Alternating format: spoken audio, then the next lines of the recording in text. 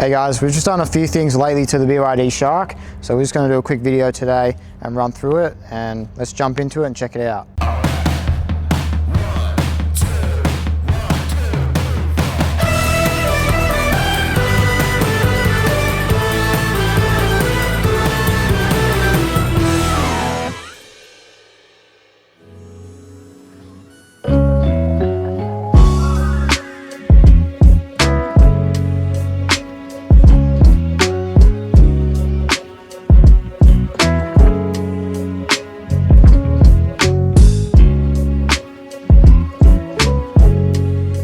Alright, so we just start under the engine bay here. There's not really much here. It's just we've fitted a ARB single compressor. This is the new brushless one.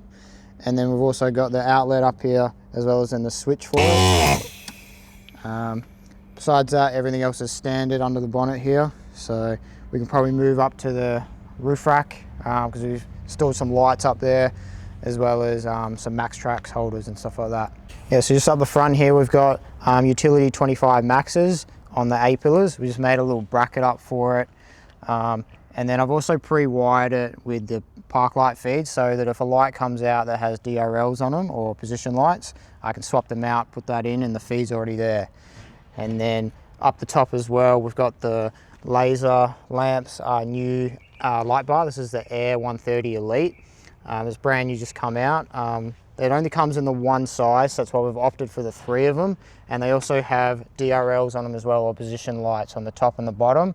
It comes in amber or white.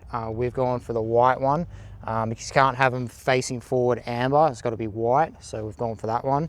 They're a great light. They're 12,500 lumens and 5,000 Kelvin. So it's the exact light that you want for your eyes. It's not going to be straining like if you have one that's more than 5,000, like 6,000, whatever. It's really straining on your eyes. So you want a light like the lasers at 5,000. So we've opted for that. We've just got it mounted on the ARB base rack. We've just made little mounts for now because there's no real backbone for the BYD Shark, so we've just made little mounts. We are going to make a proper backbone system, but we've just made these temporary mounts for now. And then we've also got on the side here the Lightforce Rock 20s. So we've got 2 on the left, 2 on the right, and then 2 on the rear, all switched individually. And then on top of the ARB base rack, we've also just mounted the Maxtrax with just the pins using the ARB mounts for them. And then we've also just got the Stoic Rhino rack shovel holder as well mounted up there. Besides that, that's pretty much it on the roof rack. We can move back here further. So just on the back too as well, we've gone for the HSP roller cover. This is an electric roller cover. It's a great fit and finish. A lot of them, like especially the ones from factory, they're not really finished that well. This one all uses factory holes. The only drilling that you have to do is for the drain holes, which you'd have to do for every roller cover. Besides that, it all uses factory mounting bolts to mount this roller cover. And you can turn it on, or not turn it on, you can switch it multiple ways. So it's got an app, so you can do it by the app. You can also say like, hey Siri, open the roller cover, and it'll open. You've also got a switch on it. That's why I opted for the HSP one. A lot of them, they mount the switch inside the tub. I don't really like that because then you have to open your tailgate, reach in to hit the switch. I'd rather have it out here, more accessible. And then you can also do it through your just normal key. So if you double tap unlock, then it opens the roller cover, or if you double tap lock, it'll then close it for you. Just on the roller cover here, we've also mounted the 2.1 dBi antenna from GME. We just made a little bracket and used the 2 factory bolts that are on the roller cover and just bolted into there. This is for the GME XRS 330 we've got installed. We'll show that later when we jump inside. We've just got it mounted under the seat there. So that's the antenna for it. And then down below, we got the wheels. So we went with the Fuel Rebels. These are an 18-inch rim, and then we got them wrapped in 295s by 70 R18s razors.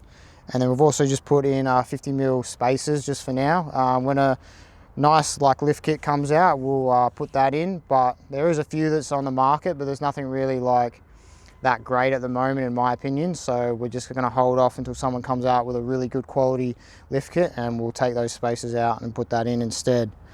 Besides that, that's pretty much probably about it from the outside. We could probably jump inside, check what's under the seat, and then in the driver's. Yeah, so we just jump underneath here. This is where we've mounted a lot of the electrics.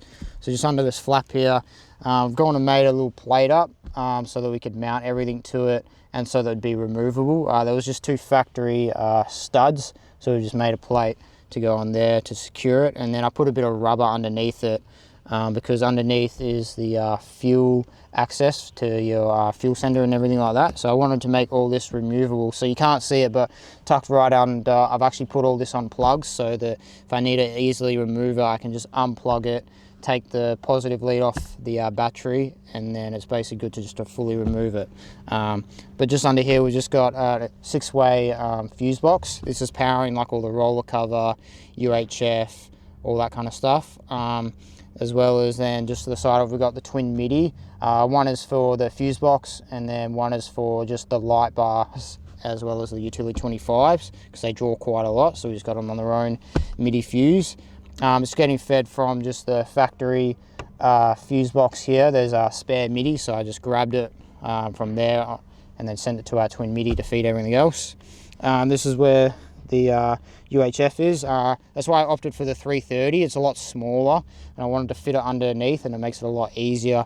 Downside of going with 330 is you can't buy it in a pack like the 370 with the 2.1 antenna, and it also doesn't come with the magnetic mount, so you have to buy that separately if you want it. As well as it doesn't have a few of the features that the 370 has, but to be honest, I don't really use those extra features, and I'd rather save the space. That's why I went the 330. And then just below that, we've just got all our relays. So we've got the 3 for all the work lights, left, right, and rear, and then we've got the light bar relay as well as like on there is for the utility 25s. But that's pretty much everything underneath here. So we can probably jump at the front, and we can show the switch panel we've made up for it. Yeah, so just up here, we've just 3D printed a little switch panel. This one's just a prototype. It's not the end finished one. We're gonna make a few tweaks to it. Like we'll be able to put the mount there for the UHF handpiece. But just up here, we just got the pass-through for the UHF handpiece, and it's got the work lights left, right, left, middle, and then right, and then we've got the light bar on the end here, and then we've just got a spare one here. These are all just the Toyota small square ones, so it fits in there pretty nicely. But yeah, this one's just a prototype. We'll make a few changes, like some of the other things on here. When it's the first time, you want to make a few changes before we actually bring it out. So yeah, that one came out pretty nice, but yeah, we'll just make a few tweaks to it. But yeah, besides that, it came out pretty well. Yeah, so that's everything we've done so far on the BYD Shark. Probably do a few more things, like we probably might do a power system in this. As well as we may put a bull bar on it. I'm still on the fence about it. I would like to put a winch on it, so that's why I kind of leaning towards a bull bar. But there's a couple out there that I'm not really a fan of them, how they look at the moment. But I might put one on, we'll see how it goes. And there's a few other things that we do to it, but yeah, we'll keep you updated as we do it. Besides that, that's pretty much everything we've done on it. If you want more information, you can head to the link below or give us an email, and we'll see you in the next one.